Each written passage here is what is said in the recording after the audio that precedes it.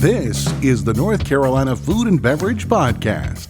Thank you for listening, subscribing, and hitting subscribe on your friend's phone without them knowing. Coming to you from the Kitchen Studios in downtown Raleigh. This episode is sponsored in part by Blue Shark Vodka. All the taste without the bite. Blue Shark Vodka coming out of Wilmington, North Carolina. And by Spot On, tech that helps your business grow. And now, one tips 30% and the other one is Matthew Weiss. It's Max Trujillo and Matthew Weiss. Hello, and thank you for listening to the North Carolina Food and Beverage Podcast. I am your co-host, Max Trujillo. And I am your co-host, Matthew Weiss, and thank you for at least putting my name first, even if it's... And you didn't say that I didn't tip 30%, you just said the other one is Matthew Weiss, so I might tip 40%. You probably... Yeah, sure. Yep. We believe that. Anyway, we are at the Kitchen Studios, and today we have very special guests, and they are the CEO and the CSO, and that is Chief Sales Officer, for those that don't deal in the C-suite a lot of realm. acronyms in that business. Yeah. But they are the CEO, Evan Kleinhans, and CSO, Brooke Gillis, of the Cape Fear Farm Credit Produce Project, which is specifically what we're talking about. Welcome, Evan and Brooke. Thanks so much for having us. Looking forward to having some conversation today. Yeah. Yeah, thank you for having us. Yeah, and you guys, because you're in somewhat in this very cool realm of finance and agriculture, are going to speak directly, actually, to our first new title sponsor, because a lot of people don't know this, but, you know, vodka can be a very agricultural product, especially when you're using local North Carolina non-GMO corn. And Max, do you know who does that? I'm going to guess, I'm just going to take a little venture to guess, because I heard Brian say it earlier in the beginning. Cheating. That Blue Shark Vodka, coming out of Wilmington, North Carolina. Boom. We're proud to have them as our new title sponsor. And as you were saying, yes, they're made with non-GMO, heirloom variety North Carolina sweet corn, distilled 4 times into perfection, which is great, because they're finally, like, they do triple filtration, which makes the vodka extremely smooth, clean finish, and doesn't get that, like, real alcohol-y bite. With that, it makes that alcohol bite nearly vanish. Yeah, they're Blue Shark Vodka, the shark that doesn't bite. Check out Blue Shark Vodka at bluesharkvodka.com. And also, this is kind of like a brand new season. Seasons don't really matter on the North Carolina Food and Beverage Podcast, because we never stop. We have a new episode every Thursday. If you're a loyal listener, you know that. I take a lot of pride in making sure that I can finish and edit right before that Wednesday evening finishes. But we always have a new episode. But today kind of marks the dawning of a new era, which is nice. We have new sponsors. We have Blue Shark Vodka. And we also brought on Spot On. We talk to all kinds of restaurateurs on this podcast, some of them making innovative tacos, others are all about perfecting the classic brisket. We know a little thing about that. They're also working to turn that love of food into a business, and that's often a bigger challenge. So our new sponsor is here to help. Spot On works with popular local restaurants like the Ruddy Duck Tavern and the Village Market in East North Carolina, getting them all set up with technology that they need to stay competitive in this industry. It's the kind of tech the chain down the street is already using, but made specifically for you, like a cloud-based point-of-sale system that not only takes orders and payments, but also ties in online ordering and takeout and delivery. Then it breaks it all down with that data so you can tweak it on your menu and set your staff schedule. From the fine dining to food trucks, Spot On's integrated restaurant management system can help make running a restaurant less stressful and more successful. And you get this end-to-end solution built specifically for your needs by a real person. That's right, Tanya Manibo. She's your local Spot On account executive, and she'll be your partner the whole way. You can just give her a call at 858-213-7820. That's right. That's her personal cell phone number, 858-213-7820, or send her an email. That's TanyaM@spoton.com. We'll also put all that information in the show notes. And check out Spot On. It's where business is personal.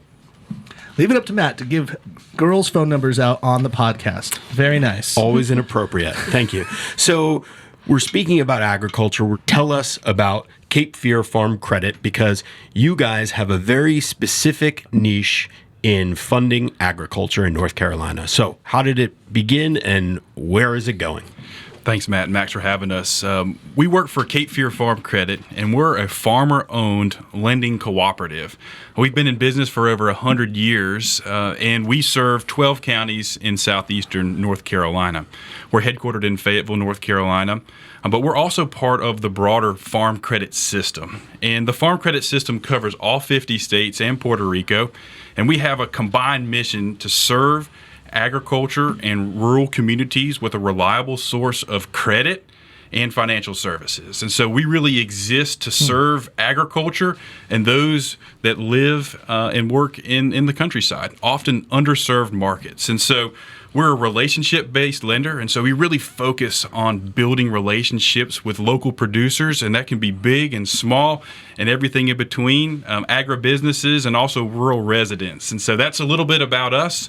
We provide their financing needs through challenging times and bad. We exist to serve a very small segment of the market, and that's all that we do. And how did the farm credit begin? Was it farmers getting together, or was it a finance person saying, hey, you guys need to come together and get some help? So we're actually a government-sponsored enterprise. Okay. And so the farm credit system was created through an act of Congress. Okay. And so we're a government-sponsored enterprise that covers all 50 states, as I shared. And we exist to provide that stability in the food system for the United States and to serve an often underserved marketplace, which is ag and rural communities. Right on. So I know, and by the way, that sound you're hearing, which is some beautiful, delicious coffee, and the smell and the aromas in here is from our Chemex, and Max is doing the gooseneck pour over right now on our Joe Van Gogh coffee, which we'll get more into later.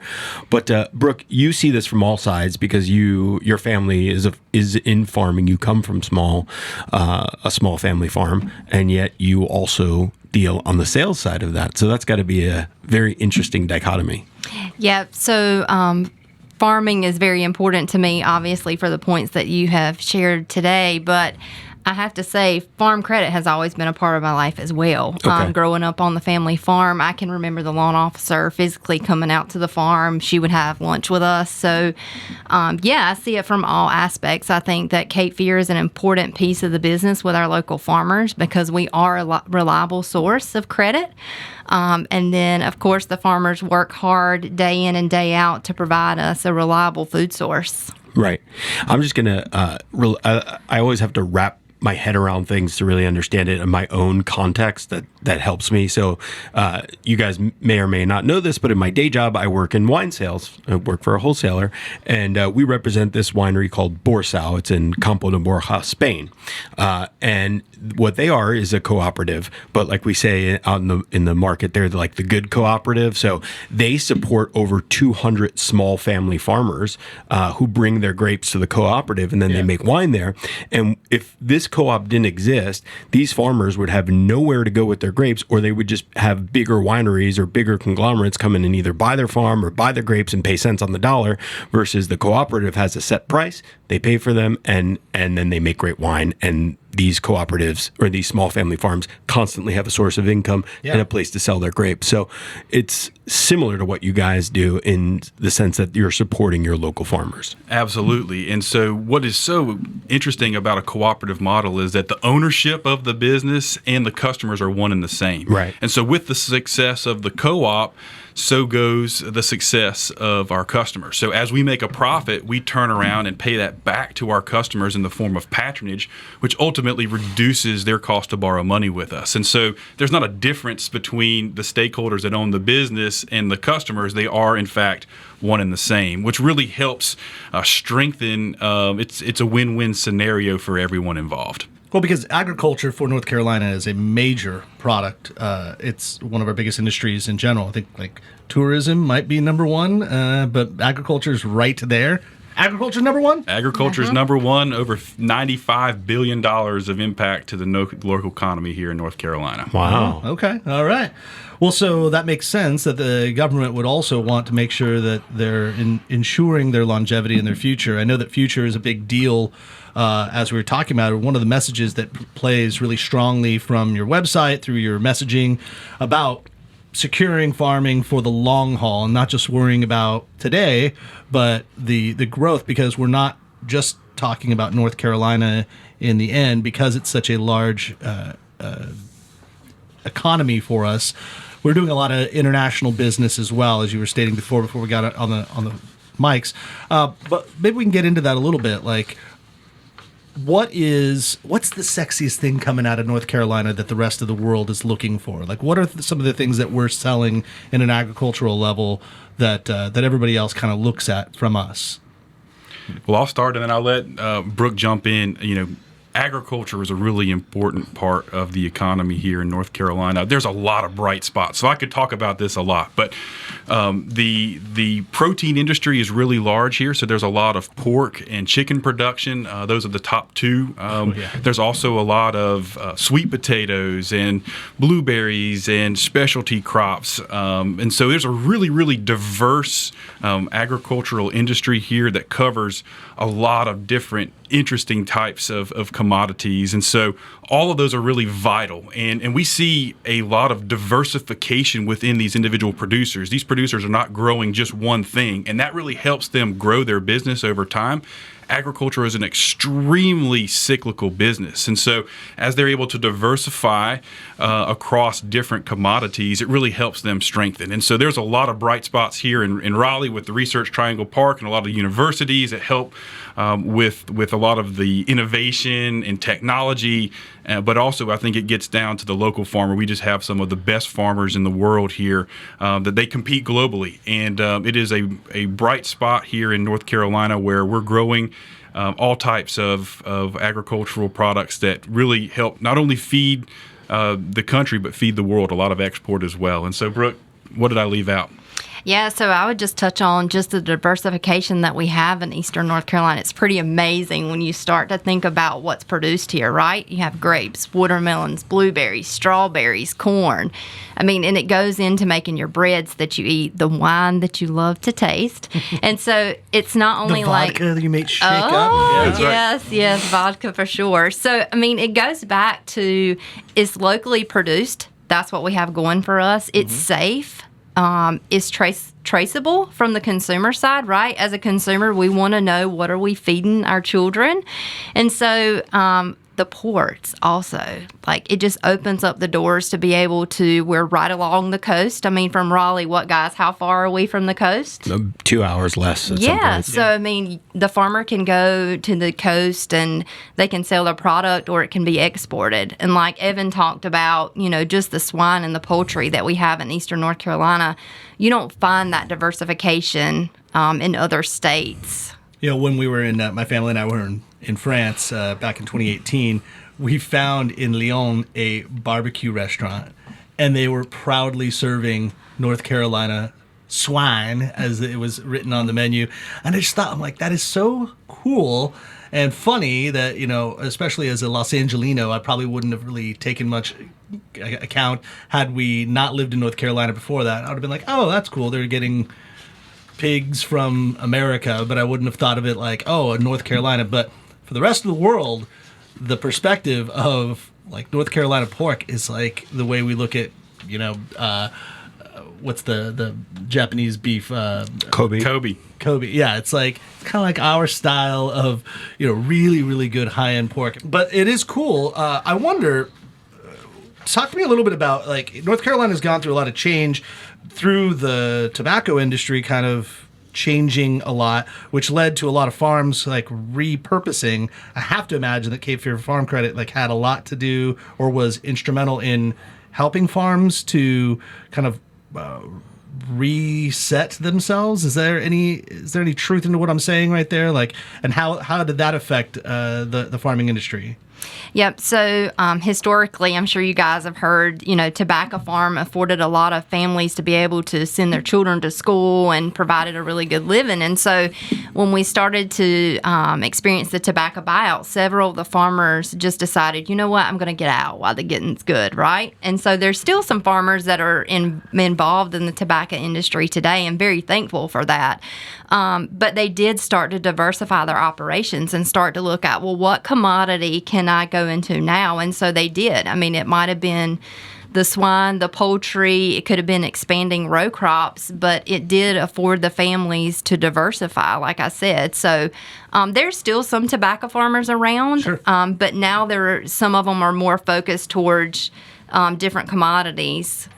So is that something on your guys' day-to-day that you're working with these farmers that you that are your customers and also your owners at the same point? It's kind of like the Green Bay Packers for those football fans, Yeah.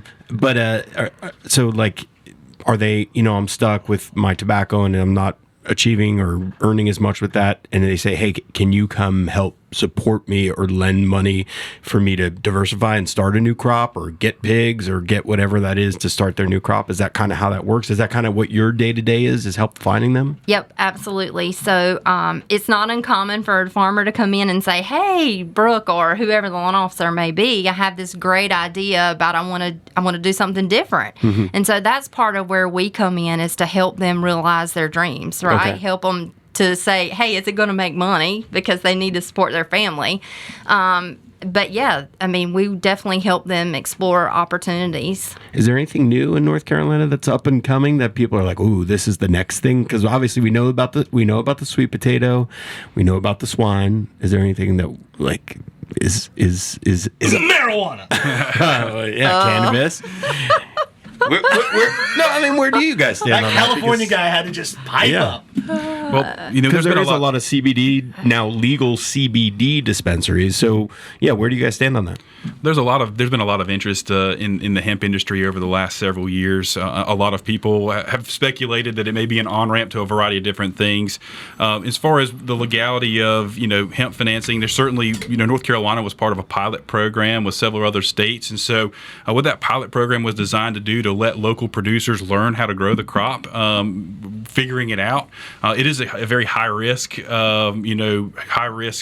crop at this point in time. It's not a mature market, and so there's a lot of things that are going on, and so as part of a diversified operation, we're seeing that there are some segments in it, but we see that there has been as it often occurs with immature markets, there's just been a lot of volatility that we've seen with that. And so I don't know that that's the wave, but we'll just wait and see kind of how the market matures over time. But certainly, hemp has created a lot yeah, over the recent years. That's the most I've seen you move since I've seen you. You got a little squirmy in the chair there. Yeah, you got working a little bit. But yeah, that's fun. So I want to get back to this idea of local farming, for lack of a better way to say this, saving the world in very much. So can you link those dots? Because obviously we know, but give some of the tangible things like, obviously you're saving on gas and trucking, you're building jobs. What are the other things that we do think of, but maybe we need to even think more on, of why it's so important to buy locally and support local agriculture? Sure. So I'll start with that. We're a purpose-driven organization, and we exist to serve agriculture to enrich the lives of other people. And it goes back to the conversation that we started a few minutes ago is, agriculture is a really volatile industry. There's a lot of things that are moving very rapidly. And our job is to lean into some of those challenges, right? So, as risk presents itself with the tobacco industry, for example, as it's changed, we're not backing away from that. We exist to lean into that, to help our producers find a transition. We help many of them transition to sweet potato production. A lot of the land that historically grew tobacco is now in production for sweet potatoes. So that's just an example about how we do a small part. The agricultural producers, the farmers, are the ones that deserve the credit. They're the ones that are getting up each and every day, putting their boots on, finding innovative new ways to be able to safely feed the world.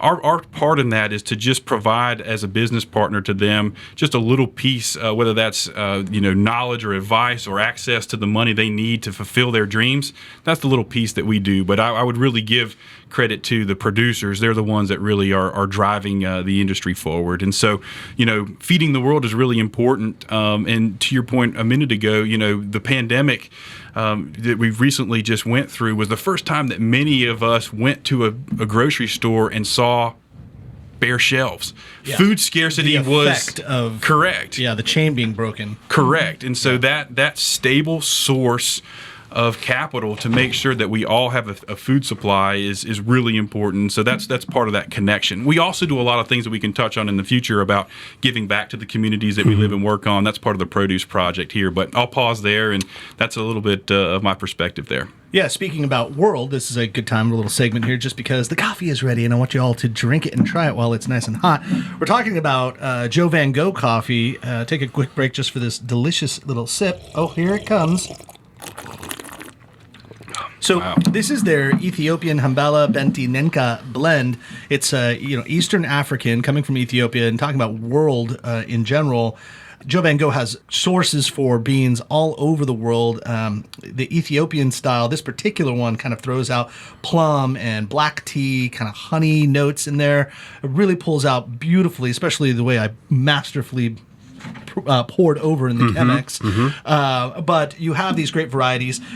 You get a little bit of citrus. That tea flavor definitely comes through. There's a little bit of sweetness, but it comes from Hambala Wamena, which is a district of Gogh that borders the Gadab region of Yirgacheffe. Well, did you know that that area is known for its ripe cherry selection by farmers and also has very high elevations that makes the cherries wonderful? I learned that just now. Yeah. Yeah. But that's the thing is, like, we can't, but like these microclimates are so, I was just talking to somebody about coffee yesterday, and the microclimates of coffee are not unlike microclimates of wine. Like, you look at, Burgundy, it's going to be all Pinot Noir. It's going to all taste like this. Like, oh, no. Because once you start getting in there, you realize west facing sun or slope side over here. You've got a meadow over here. You got all these different things. Well, that's still true for coffee as well, kind of for any crop.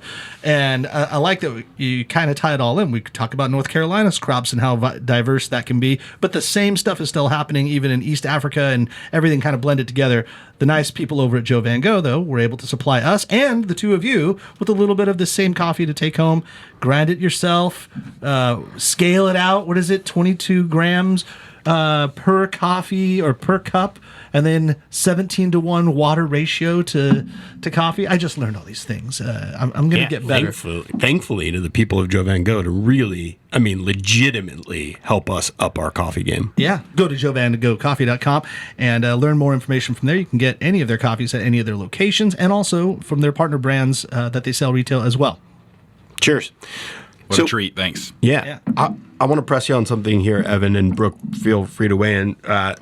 And also, we do need to talk about the produce project that you guys did and was awesome about a year ago at this time. But you mentioned about the grocery stores. For me, that was more issue of supply chain, which actually in some respects, 18 months later, we're still dealing with a lot of supply chain things.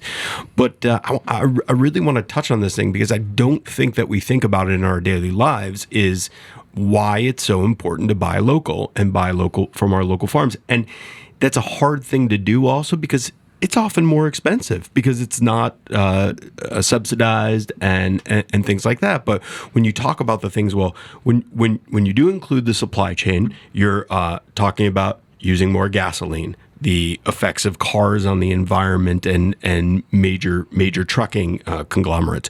But also when you buy local, well, that means that those people, they're getting more revenue, your local farmers, which means that they can afford to pay, they're going to pay more taxes, which is in turn going to improve our infrastructure, our education, and all those things.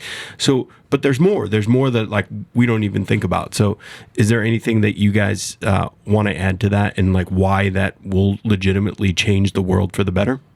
Yeah, so if you think about the farmers and they're producing the product locally, I like to I have a son, and so I always like to tell my close friends when they're like, well, why agriculture, Brooke? Why do you want to be involved in agriculture? I'm like, well, I raised my son on this farm. I know that the product that we're producing is safe, right? I know what goes into my product. But then, on the flip side of that, also remember all of those people that you have employed on that farm, right? They have families too. So Right. it affords them the opportunity to be able to stay local and provide for their families. Also, you talk about the supply chain, getting the product to the grocery store, getting the product to the consumer. I would encourage us, too, to think about the farmer. We're sitting here and we can't get the supplies that we need to pack our product to get it to the consumer. And so that's just one of the challenges that the farmers face.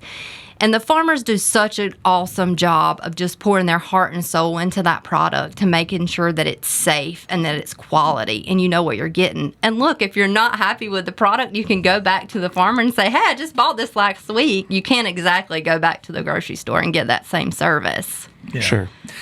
Here's just a naive question, I guess, but why, if I'm a farmer, why would I go to the Cape Fear Farm Bureau as opposed to just like Wells Fargo or Bank of America to get a loan? Yep. So the nice thing about Cape Fear Farm Credit is that we're going to be with you in the long haul, right? We want the relationship. We understand your business. You don't have to come in and every time that we have a turnover, which our employees stay for a long time. So that's nice, right, Evan? Yep. Yeah. So the producer doesn't have to come in and explain their operation. They don't have to say, hey, Matt, hey, Max, I want to grow blackberries. And they get a blank stare. Right. Yeah. So that's the nice piece about doing their business. language. That's right. Yeah, we on. understand their business. We specialize. In other words, I mean, we pride ourselves on being a trusted advisor in the agricultural space. We've got a lot of resources that we pull together to be able to become experts in agricultural production in North Carolina. And so, to your point, we speak their language, and we're there through thick and thin, and that's why we exist.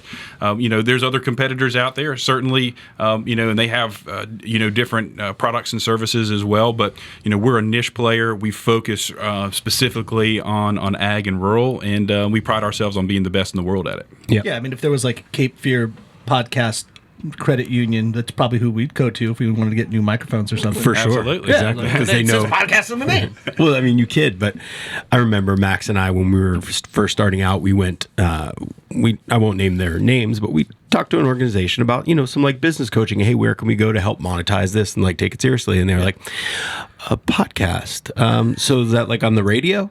Oh, and yeah. they had no idea what a podcast was. And I was like, well, how can we really ask you to coach us if you don't really understand the medium? So that is extremely helpful when you specialize in understanding agriculture and agriculture in North Carolina. Yeah, because pardon the pun, but your farmers can get in the weeds with you about like a particular thing. You're like, I know everyone's doing blackberries, but I want to do this particular one that grows better in this region because of the humidity or the soil content I have, which I know will gain market share for this particular reason. And you're like, yeah, I get what you're saying. Good luck talking to the guys over at Wachovia. Picked it, Bank. It doesn't exist anymore. But yeah, no one's offended. Yeah, but yeah, like you can speak into their terms, so that makes sense. I mean, yeah, it could probably feel like you're dealing with like an evil empire when you do go into like those well-known banks or whatever, and you're like, I'm just this little farmer trying to do this stuff, but it's more relatable, I would say, in this scenario. We also have, we're funded differently. We also have more flexibility. We believe in being able to structure loans specifically for agriculture. So if you think about repaying a loan tied to agriculture, you're not paying a monthly payment that's set up like a standard mortgage might. And so we understand the cash flows, we understand the business, and also, we have specific borrowers' rights that exist to be able to help our customers. We have an obligation to find the best possible outcome for our producer. And so we believe we have some enhancements that just allow us to be able to fulfill our mission, which is to be there, well over 100 years, providing that stable source of financial services and credit to agriculture. We exist for a reason, and that's what we lean in to do. So get deep with me there. How does it work differently than a typical mortgage for a farmer? So, it depends on whether you're looking at a short-term operating line or a long-term financing. We do all types of things, but we have the flexibility to be able to design a product that meets the exact needs of that specific crop, that specific business that you're growing. And I'm quickly getting into Brooke's world here, but jump in here. But that's really the specifics, and flexibility is what we offer. So let me press you on that, because let's say let's take a hypothetical, or if you guys have specific examples, please. But I want to start a winery. Now, I know, I mean, southeastern North Carolina may be a little bit more difficult, but let's just say I want to grow grapes. Now, when I'm making wine, I'm not going to get a return on my product for at least 3 years, really, to make wine. I mean, I could sell them as table grapes, but so how would that, sell me on that? How would that be structured then, Brooke? Sure, yeah. So it's kind of the same as a blueberry plant, right? Okay. Did you know that a blueberry plant isn't fully mature until like 3 to 5 years and start getting revenue then? Well, Yeah, of course, everybody knows that. I did have an idea because my damn blueberry plant goes like 3, blueberries, and it's now like 3 years old. So yes, I did know that. Yeah, so we can't expect you to make your payment a full annual payment, principal and interest the first year, right? So we have some flexibility. Okay. We can set you up on a construction line, in essence, is what it is. You pull the money off to get your product in the ground. Once your product is mature, then we'll set up your principal and interest. Doesn't have to be a full principal and interest payment up front. We can do a step-up payment. That way you can pay Meaning for your... as I'm gaining more revenue than That's exactly right. Yep. Yeah, that makes sense. Yep. Cool. I like that. All right. We've talked a lot of money and finance and setting you guys up as like, the finance people. But let's talk about this produce project that you guys did. It was about a year ago, right? We're doing it again now. And you're too. doing it again right now. Okay. Yep. So Started July 30th last year, so almost exactly a year, a little over a year that you did this. Yeah. And we're back in it, doing it again, too, for the second time because of its success. So what are we talking about? So the produce project, part of fulfilling that purpose of serving agriculture to enrich the lives of others, we try to give back to the communities that we live and work in. Brooke talked earlier about, buying local. We really focus on the local communities that we live and work in. And so during the height of the pandemic last year, we talked about the supply chain disruption. And so we had farmers in southeastern North Carolina that had beautiful produce that had nowhere to go. We had people that were looking for food but couldn't find what they were looking for in the grocery store. And also, it really amplified the food insecurity that exists, especially in some rural areas in southeastern North Carolina. So we decided to just put our resources together and help connect those dots. And so what we did was purchase the produce using our resources, not asking for donations, but we purchased the produce from local producers to help them in a time of need. And then we used volunteer hours from all of our employees to be able to pull all this together. We packaged it up into bags and to boxes, and we worked with local partners all across southeastern North Carolina in all 12 counties that we serve to be able to find families that were in need. And so we were able to feed last year over 2,700 people doing this project. We're doing it again and are on pace. So in total, within the last 12 months, we think that we'll be able to help reach about 6,000 people in southeastern North Carolina to give them healthy, safe produce that was grown right here. And so that was just part of us giving back to the communities with nutritious food. A lot of these areas that have food insecurity, finding nutritious food is the big challenge. Right. There's actually food deserts that exist in places to be able to get this. And so we were able to connect the dots and use the resources that we have available to us to be able to give back. And so that's just a little bit about what we're doing. bravo. Yeah, I mean, not to like plug what I'm doing with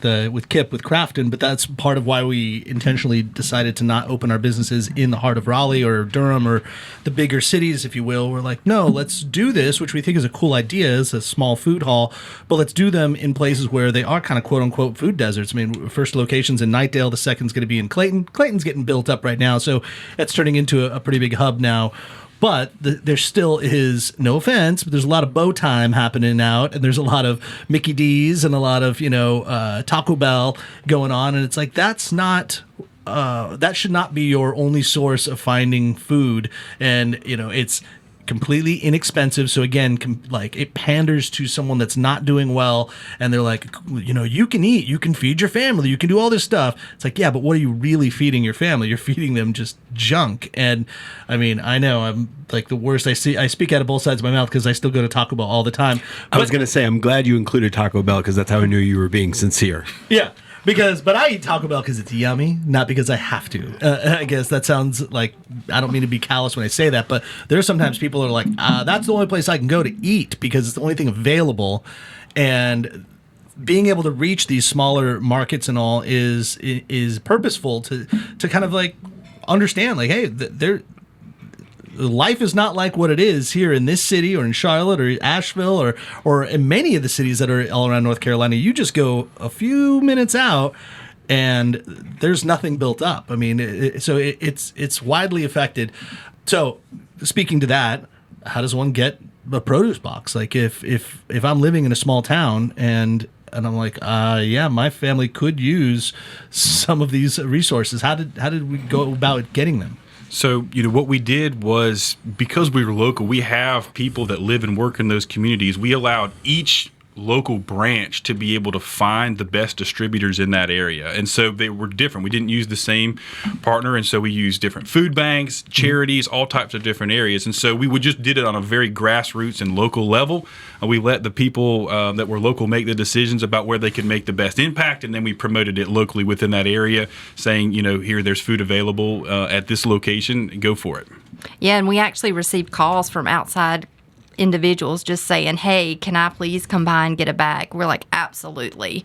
We put them in contact with each community representative that we had shared the bags with. So we actually got to meet some of the folks that received the bag, and it's a pretty humbling experience. Yeah. I said I'd save something earlier, Matt, before we came on, and it was, I was watching, this kind of ties back, I was watching on Disney Plus the Wolfgang Puck documentary, which I highly encourage everyone to watch. Now, for me, you may or may not know, but I worked for Wolfgang Puck for 5.5 years in Los Angeles at a couple of his cafes and restaurants. And so for me, like, it all began with Wolfgang, and really in California, it kind of did when it comes to like what current restaurants look like. And if you think about what restaurants then were about before him, it was no connection to the farm. And everything just came in on a truck, and you just got what it was. But he, as it showed in his life kind of growing up, when he went from Austria into France to kind of learn the right culinary style, he was working at a restaurant that owned a massive, like I forget how many acres, but a massive farm just for their restaurant. And so that was the way he looked at it. He's like, you have to have a farm, and you have to, that's what supplies the kitchen, the pantry, the refrigerators, everything comes from our own style. But when he came to Los Angeles, kind of just for a fun new life and all, he's looking around at like sourcing. He became a head chef at a restaurant that previous to him was kind of not a great restaurant. It was like the cousin or so of like a really well-known restaurateur in France, but he's running basically a hack job restaurant in Los Angeles. And he's like, okay, now that I'm in charge of throwing all this frozen crap away, I'm going to go find some farmers. And he found Chino Farms, which if you're in Los Angeles, you know Chino Farms. That's like badass, really, really thoughtful farming. And the only reason why you know Chino Farms is because Wolfgang, who everyone knows, brought light onto it and said farming is important, and this connects to everybody's food, like how you have to go to the beginning to find why it's important at the end. And so I was looking at all that, and it's like, oh wow, I never realized that was like he changed the scope of the importance of like what we thought, but like he kind of connected the dots. I know a lot of other chefs have done it too, but on his global scale, so especially once he had like a television show, he brought it to light. Like, this is why it's important. And so I was like watching that, and I was just filled with like love. I was like, oh my God, this feels so good to like remember those days working with them and seeing like the shipping coming in, and like, oh yeah, everything was local. I didn't know it at the time, but it was like, this was an evolution of food. And it's so cool that like you come back now to a state that North Carolina that's so prevalent in agriculture, and our food industry and our restaurant industry is so important to us, that you really do see the connections and like pulling it all together. With that, with the produce project, are you doing things? What are their connections with restaurants through this this time of adjustment? I mean, I don't know. I didn't ask you before this, but was that like not really like a particular thing? It was more about the consumer, like the person, right? It was more about the consumer, especially because when we created this project, remember, restaurants were largely closed. Right. So this started during the pandemic. There was really not a lot of restaurants open, and so that was part of it. So the restaurant avenue, certainly that farm to table is really important in the broader aspect of what we do. We finance a lot of farmers, especially that are working in partnerships with a lot of these restaurants and farmers markets. And so on a broad spectrum, absolutely, we're working with those producers. With respect to the specific project created during the height of the pandemic, it was really just about finding people that were hungry, that were in need of nutritious food, and filling that gap for a period of time. Sure. Yeah. And that's a great mission. I mean, we always talk about that, or we've talked about this now for literally 5 years almost, that we have this surplus of agriculture and food that sometimes, to use an expression, dies on the vine or dies on the farm, and yet we have this unbelievable amount of food insecurity, which is the greatest irony. And I really, it just seems like we can't find the right solution to those things. I mean, I know these small projects help, but it's just one step. You know, we need a lot more steps. However, I think one step, and I think you were kind of tying this in, is not just the restaurant, the farm to table restaurant, but what about, like, for example, you're growing blackberries and blueberries. Well, why can't we work with like our local tropical smoothie cafes? You know, they're all over, or Smoothie King. You know, like a big corporation like that has a lot of local. Local stores. Why can't they buy North Carolina locally farmed blueberries and blackberries for their smoothies? Is there any connections like that in the works, or things like that could potentially happen? You know, I'm seeing a progression. You know, I think people are starting to figure this out. You know, I've listened to some of the other guests you've had, and, you know, there's different technologies and different companies that are starting to piece together, you know, this puzzle. It's not an easy problem to solve. Right. You know, if it was, it would have been solved by now. But I think leveraging technology, leveraging relationships, I think we're making positive progress there. And there's some really interesting companies that are really just starting to gain some traction right here. And, you know, so I think North Carolina is leading in this space. And so, you know, I'm optimistic to see what happens. Maybe through some efficiencies, through technology, we can understand, like, okay, we have this many units over here. This is all going to go away if we can't find a home for it. So maybe we can start figuring out more of like a routing system so that things aren't getting thrown away, that things aren't being overly grown. Maybe, you know, maybe Cape Fear Credit Union, Cape Fear Farm Credit. Maybe you guys could say to, you know, Farmer John, say, you know, you're growing a lot of blueberries, but guess what? Everyone wants blackberries. So maybe it's time to switch it up a little bit, or maybe we need a little bit more of this and a little less of this, and so that there's more tailoring to the market and what everybody needs, so that it becomes, so then like the Smoothie King is like, oh wow, this is a competitive price. This makes sense. We have to be more intentional about that, and so that we're creating a supply for the demand rather than just trying to figure out what to do with this supply. Well, I think what Max is saying is, could that be part of your services? I guess is what we say, is like, not only are you know, because you said you're invested in their success, so part of their success is finding outlets for their produce. You know, especially if they do have a surplus, or if they're not, or if there isn't the local demand. So like, you guys have a big power behind you. Why couldn't you guys have somebody as a liaison to these bigger companies who have franchises in North Carolina, even in southeastern North Carolina, and, you know, connect them with your local farmers? We can certainly use our network. You know, we have a limited scope of eligibility. So, you know, in essence, we're limited by what we can and can't do. So we don't just have a broad brush to be able to go out. But so our focus is really on the financial services. We can certainly help with the education piece. We can certainly help with connecting the dots and providing the capital to be able to fund those businesses.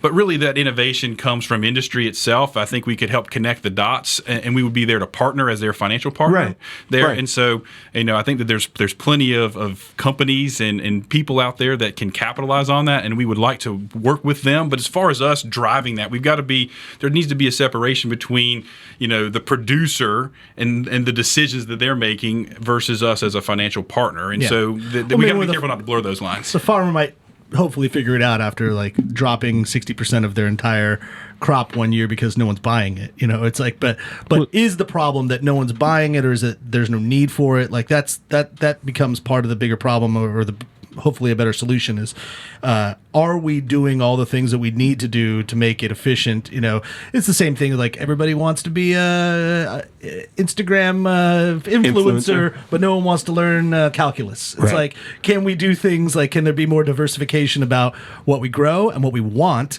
And then that way we can utilize everything without feeling like, man, I just threw away so much broccoli. Well, maybe you grew too much broccoli. You know, like, could you grow something that everybody else wants or something? I don't know. Well, it's like anything. You have to have two aspects to your business, right? Like, you have to be good at for example, the content that you provide, whether that be broccoli or you're telling stories. And then you have to be the other side of it where you're going to, for lack of a better word, sell that product, right? And so finding avenues for that, like who wants to Someone listen? definitely needs to sell broccoli or sell vegetables because it's not a cool thing for say kids, even for just whomever. It's like, yeah, I'll have it if Matt Kelly's making it because he's going to do an awesome version of anything like that. But speaking to the same thing with the Wolfgang Puck part, they were talking about back in the 50s, 60s, like no one ate their veggies because the veggies were disgusting. You just were steaming carrots or steaming peas. And it's like, of course, every kid's like, I don't want this. This is gross. But now, today, we understand how to work with a carrot to where it's yummy and it's delicious and you can do it the right way. So maybe that's part of the evolution, too, is that we're getting better at utilizing our raw materials. Yeah. I think some of the challenge with agriculture, and I'll let Brooke speak to this because she comes from a family farm, but is the timing, the yields, the weather. It's an extremely dynamic situation. So it's not a linear process. We know on X date that X yield, Y yield is going to occur, right? So, I mean, you've got this fluctuation.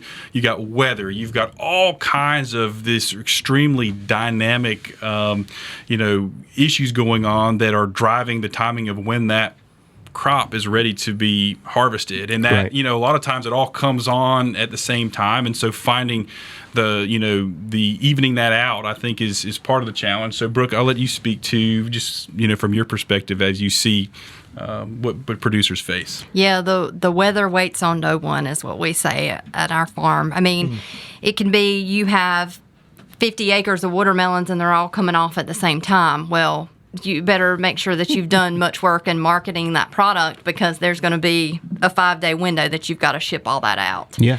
And I think that's definitely a hurdle that the farmers have to overcome. And again, we can't control the weather. And so they try to plan accordingly. And we hope that people's going to pick up the product. But the reality is sometimes they don't show to pick up the product. Well, this is kind of what I'm driving at. And I'm wondering, like, so these are essentially, as I understand it, a cooperative of farms. So is there somebody kind of in charge and working on like the logistics, and you're a chief sales officer? So like, I know your job is selling loans to farmers and getting them financed, but is there somebody that they could come together so it's not only like a financial institution, but in a somewhat of a marketing and sales perspective, that they're helping these farmers coordinating? Because if you're good at farming, it's probably not what you're focused on, of getting your product out there, and especially getting your product to a sustainable source like a big conglomerate that has local chains.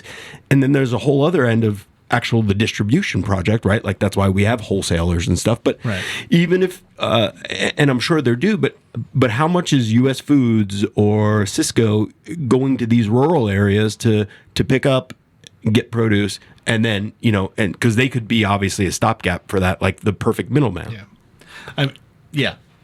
Those companies do a lot of local business with local farmers too, because of logistics. It's easier to just grab some local stuff to bring to somebody because it's less cost. But is it? Because I'm sure, and no offense to Wolfgang, but it's also the greatest irony because now, his frozen soups and frozen pizzas and all that stuff is available in every grocery store around America. Yeah, so, but his sourcing is still the same. So that's the thing. It's like he still finds the source. So that's actually great for the contracts that he created with those farmers way back. Now, those farmers might be big pharma and whatever, and you can look at them as an evil empire. It's like, yeah, but wasn't that the goal all along? Was to bring you along and create your efficiencies so that you could grow and get big and have somebody that helped guide you. So basically, what we're saying is we need more Wolfgangs in this world to like help guide people to say, hey, Farmer John, you should be doing this because this is what the market needs. Hey, slow down on this production and let's even it out. You're right. For both of you, it's not necessarily a bank or a union, a credit union's responsibility to say, this is what you got to do and this is what we need. But that is a big blind spot in wasting food, not having hungry children, and having food distribution gone in the wrong direction. So that's not going to get solved in this podcast, but that is a question that everybody needs to figure out. And it is going to get solved right now. Tying you guys down to this desk, and we're going to hash it out. We're going to talk and talk and talk till we get it done. But you mentioned watermelons earlier, and I noticed when I walked into the studio, you were here before us. Like all good farmers, you wake up early. Right. You get it all done Early bird gets the worm. I couldn't even get through the front of my kitchen door because it was just waylaid with about 98 watermelons in the front. Is that your doing? Yep. So my family wanted to make sure that you had watermelon. So that is Melon Direct LLC to thank for that. Thank you. It's which farm? I'm sorry. Melon Direct LLC, a division of Hall Brothers Farms. That is awesome. So yeah, we're Thank gonna you, have to Melon open Direct. up a watermelon juice stand out here. You might know we've done some fantastic watermelon cocktails down over at Y Hill. Say it. We'll sell them to Y Hill. I'll sell it to him 5 times more Yeah. than what it's worth and make some money off this guy. We'll No. donate it back to Melon Direct. Yeah, no, that's fantastic. Thank you for supplying because we could definitely get some usage out of that. Oh, yeah. Which is awesome. Look, I appreciate you both coming in and speaking to us about the farming industry in general, agriculture, but then also how to really make it work if it makes sense, and how to support agriculture. Because yes, shopping local, purchasing local, keeping things in the local economy helps, so that we can actually go outside of our state too and be international and do those things and grow. But you do have to take care of your inside infrastructure first, and that's where you guys come in. So thank you for doing that. Thanks for coming all the way out here because. Brooke, you're outside of like Fayetteville. You're saying, I love the names of these towns. What town are you from? Beaver Dam. Beaver Dam. And Evan, what town are you from? Stedman, North Carolina. Stedman, yes. That's not Oprah's husband. That's not his town, is it? There's about 500 of us, so I think we're probably somewhere. If he was like walking by, oh, Stedman. Yeah. But so if I'm a local farmer in southeastern North Carolina, how would I get in touch with you guys and start a conversation if I needed some help financially? Yep. So we can be found. Obviously, we have a website, Instagram, Facebook.